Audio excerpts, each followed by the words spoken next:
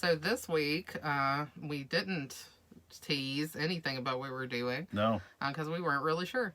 But It's the truth. We were like, what do we want to do? I'm not sure. Let's see. But fatefully, I realized that another huge fandom thing was happening here in LA, and we only had a few more weeks to catch it. So it was a Star Trek exhibit going on at Skirball Cultural Center, and it's only going on through February 20th. And it's something I knew about, but it's been closed on and off because of COVID. So they just opened back up on the 1st. We were able to get in today, and we decided to celebrate Star Trek fandom, which is more of a Georgia fandom, whereas James Bond is more of a John fandom, by going to this exhibit and also doing a little bit of a double feature-ish kind of thing. Yeah. Of watching the original series episode Space Seed, which establishes the character of Khan Noonien Singh, and the movie Star Trek II, The Wrath of Khan. Yeah. So we're kind of using this as a little gateway into a Star Trek discussion, which, knowing me, could go on and on and on for a very long time. I talk about Star Trek way too much. There is so much there. There's so much information. It's all very interesting. Yeah. And I have to say, as I grew up, I was not initially a person that was fully on board with Star Trek. I had friends that got me into Star Trek. I was Star Wars all the way, still a Star Wars guy, but then they turned me on to the beauty of Star Trek. And slowly but surely, I was like, oh, this is pretty awesome, And when I saw Star Trek II, The Wrath of Khan, I was very impressed. I was like, this is an action movie. This is a movie that I wanted. It had, again, all the stuff that I love. It had friends, right? Yes, relationships. Yes. Like really strong friendships. Battles. Yes. Grudges. Yes. Revenge. Yes. Like all this cool stuff. And it's in space. Yes. And it's Ricardo Montalban. Who's awesome. Amazing as Khan. Perfect villain, and we love our villains. And he has so much hate.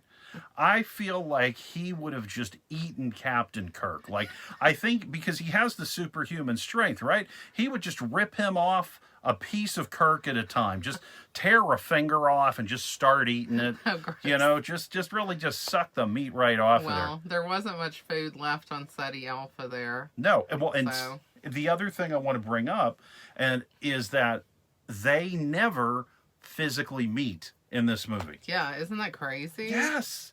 And I think it's because of the superhuman strength. Yeah. In the Space Seed episode, they had, some fisticuffs, right? And which is, by the way, sidebar, hilarious to watch. Yes. On like a high definition, because clearly neither of those, it's not William Shatner or Ricardo Montalban. No, it's some stunt guys. Yeah. Clearly stunt guys. And it's funny because I have seen these episodes kind of what's the word? Mastered. Yeah, unremastered.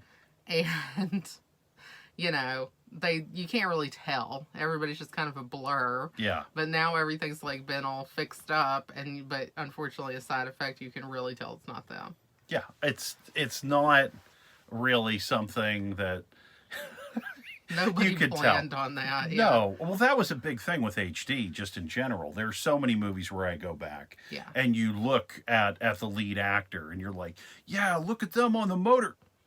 Oh, that's not them on the motorcycle, yeah, clearly not. Oh, who is that? I mean, there are times in like the old Star Trek episodes which I've rewatched over and over and over again. But I just, every time I'm just laughing because it's clearly not them. No. And in this case, wow, it is really, really not them. No.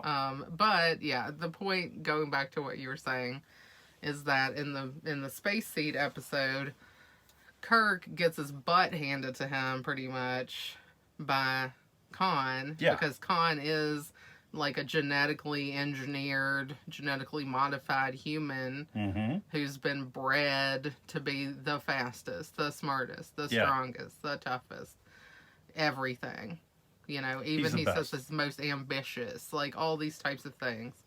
All these qualities are like concentrated in him.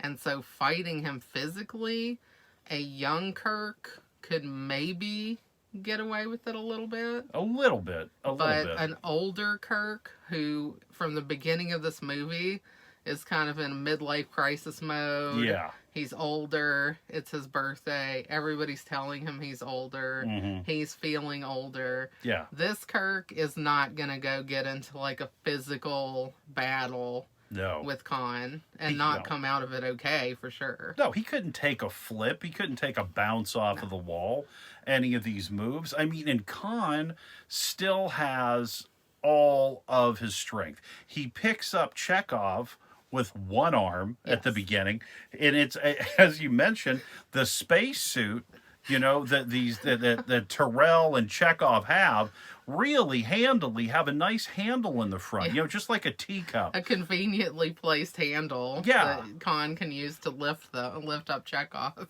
Yeah. Yeah, it's kind of funny though, because when we move on into the other Star Trek movies, Kirk, like, we never mention his elderliness again, and like in Final Frontier, I think it is, he's climbing El Capitan. Oh my gosh. That look, when he's climbing El Capitan, that's like, we could do a whole other episode on how wonderful that is. And then you have like Bones by the fire. I mean, it's good. With it. I love Bones. He's really my favorite, I think. He's great. Well, we also have with the strength is when Khan is on the Excelsior and the Excelsior really gets totaled, he just picks up like this massive beam. The Reliant? Oh, pardon me. Thank you.